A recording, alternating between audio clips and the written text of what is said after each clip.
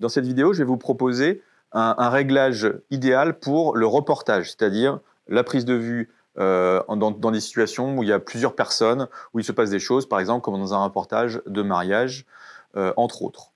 Alors on va commencer par le réglage du mode de mise au point. Donc on va se mettre en mode de mise au point continu. Ça pourrait être un peu paradoxal, mais en fait, nous, on peut bouger par rapport à notre sujet, et le sujet aussi peut bouger, donc on pourrait penser que c'est une mise au point ponctuelle.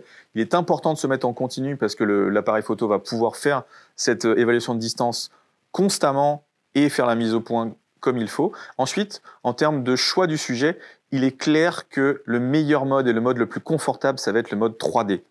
On va à chaque fois, bien sûr, choisir sa cible, la personne qu'on va mettre en évidence. Et là, le mode 3D va être le plus confortable et le plus performant. La troisième couche de réglage, encore une fois, c'est la détection des sujets. Et là, on va se mettre en mode de détection des visages. Le seul moment où on ne se mettra pas en détection des visages, je vous le rappelle, on va le désactiver si on veut faire, par exemple, un reportage de mariage, des photos sur des mains, sur des alliances, alors qu'on a le cadre aussi qui s'agrandit jusqu'au visage. Si on veut faire cette mise au point en 3D sur des sujets extrêmement précis qui ne sont pas un visage, on va désactiver la détection des sujets.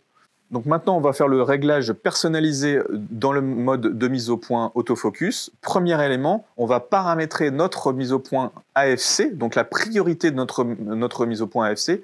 Au lieu de le laisser sur le mode de priorité au déclenchement, qui est en gros le taux de réussite le plus court et qui sera plutôt valable dans des actions un petit peu intenses, ici, on va favoriser la mise au point. On va attendre que le boîtier ait fait la mise au point pour avoir ce déclenchement. On aura un taux de réussite plus important. En général, dans un reportage, les éléments, on va dire, visuels bougent moins vite que dans les éléments sportifs. Du coup, on va privilégier le déclenchement en termes de priorité de mode d'autofocus continu. Un élément supplémentaire du choix du mode 3D, je vous rappelle que vous avez une détection ici qui est de cible, c'est-à-dire que je fais un point de démarrage. En fait, quand vous allez passer votre journée ou à un moment important de votre journée dans du reportage, ce que vous n'allez pas vouloir faire, en fait, c'est de bouger vos collimateurs AF sans arrêt et vous allez vraiment vous abîmer le pouce, entre guillemets, sur le sélecteur secondaire ou sur le pad à l'arrière. Vous allez bouger, bouger, bouger à chaque fois. Alors qu'avec le mode 3D, ce qui est intéressant, c'est que dès que quelle que soit ma zone de départ, j'accroche mon sujet et je décadre.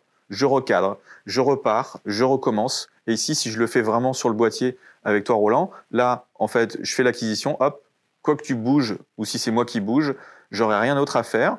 Là, je peux repartir ici, à un autre endroit, hop, c'est reparti.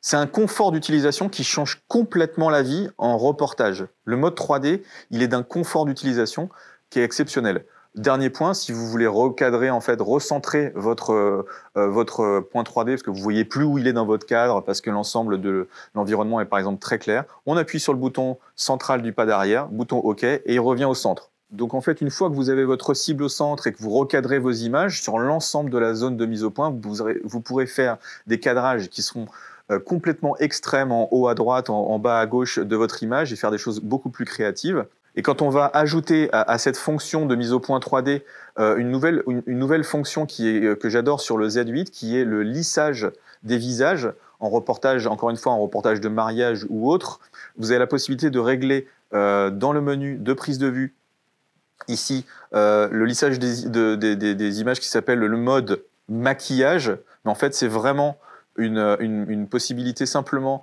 de lisser la peau.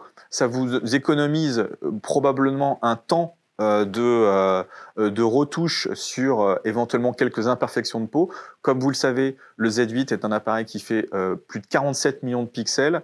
Avec la haute résolution viennent aussi tout le détail finalement des éléments qui sont dans l'environnement, y compris la peau.